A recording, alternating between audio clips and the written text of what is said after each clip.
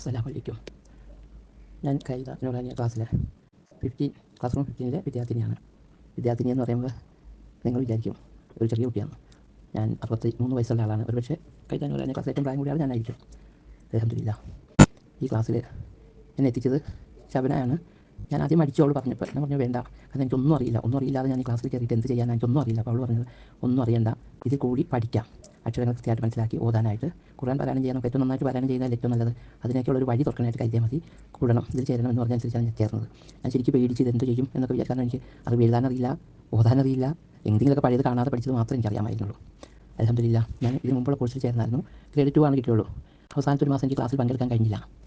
അതുകൊണ്ട് എനിക്ക് അവസാനത്തെ ക്ലാസ്സുകളൊന്നും പങ്കെടുക്കാൻ കഴിയാത്തതുകൊണ്ട് കാര്യം റെക്കോർഡിങ് കുറച്ച് കേൾക്കാനും പറ്റുള്ളൂ. കാരണം ഞാൻ ഇവിടെ ഉണ്ടായാലും ഉമ്മയ്ക്ക് പോയതുകൊണ്ട് വന്നപ്പോഴേക്കും എക്സാമിൻ്റെ സമയമായി. എന്തൊക്കെയോ എഴുതി, എന്നാലും ഒരുവിധ മാർക്ക് ഉണ്ടായിരുന്നു. അപ്പോൾ എനിക്ക് ഒന്നുകൂടി നന്നായിട്ട് വ്യക്തമായിട്ട് പഠിക്കണം. അന്ന് മീം സാക്കിനയുടെ നിയമങ്ങളും മത്തിൻ്റെ നിയമങ്ങളൊന്നും പഠിപ്പിക്കുമെന്നുണ്ടായിരുന്നില്ല. കാരണം റെക്കോർഡും കാര്യമായിട്ട് കേൾക്കാൻ പറ്റില്ല. അപ്പോൾ വീണ്ടും പഠിക്കണം. അപ്പോൾ ചെപ്പനാനോട് ഞാൻ വീണ്ടും സംസാരിച്ചു. അപ്പോൾ അവളോട് വേറെ കോഴ്സിന് ചെയ്യാൻ ഒരു പാസ്സായതാണല്ലോ. പക്ഷേ എനിക്ക് ഒന്നുകൂടി പഠിക്കണം എന്നുള്ളൊരു മോഹം കൊണ്ട് വീണ്ടും ചേർന്നതാണ്. അൽഹംദുലില്ലാ. പഠിച്ചവൻ്റെ അപാരമായ കുതിരത്തുകൊണ്ട് എനിക്കിപ്പോൾ വലിയ ഒത്തുകാര്യമൊന്നും ആയിരുന്നില്ല. എന്നാൽ പോലും ഒരു അറബി അക്ഷരം കണ്ടു കഴിഞ്ഞാൽ അത് വായിച്ച് അത് എന്താണെന്ന് അർത്ഥം അറിയില്ലെങ്കിലും ഒന്ന് വായിക്കാൻ പറ്റുന്നുണ്ട്. തെറ്റുകൂടാതെ ഒരുപാട് തപ്പിപ്പിടിക്കാനല്ല, അത് ഒഴുക്കോട് കൂടി ഓതാനൊന്നും പഠിച്ചിട്ടില്ല. എന്നാലും കണ്ടു കഴിഞ്ഞാൽ എനിക്കത് അക്ഷരങ്ങൾ തിരിഞ്ഞു, മക്കളൊക്കെ ഒരുവിധം അറിയാം, എല്ലാം അറിഞ്ഞു ഒന്നും പറയുന്നില്ല കേട്ടോ.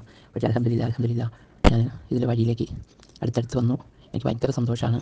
ഞാൻ അറിയാതെയാണ് ഇത് എത്തപ്പെട്ടത്. വളരെ സന്തോഷം. ഈ കോഴ്സ് വളരെയധികം എനിക്ക് ഉപകാരപ്പെട്ടു. മാർക്കിൻ്റേതല്ല, അതനുസരിച്ച് ഖുർആൻ ഓതാൻ കഴിയുന്നുണ്ടല്ലോ എന്നുള്ള സന്തോഷമാണ്.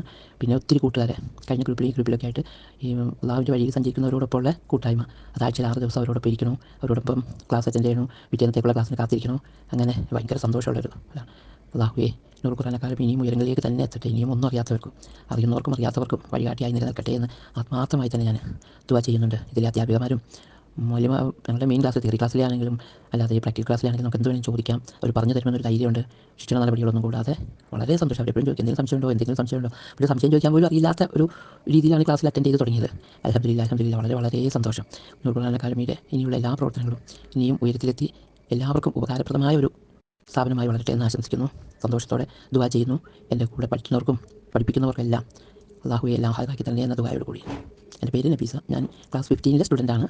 എൻ്റെ നിഷിത മാഡം ഞങ്ങളുടെ തിയറി ക്ലാസ്സും പ്രാക്ടിക്കൽ ബീഗം മാഡമാണ്. വളരെ സന്തോഷമുണ്ട്.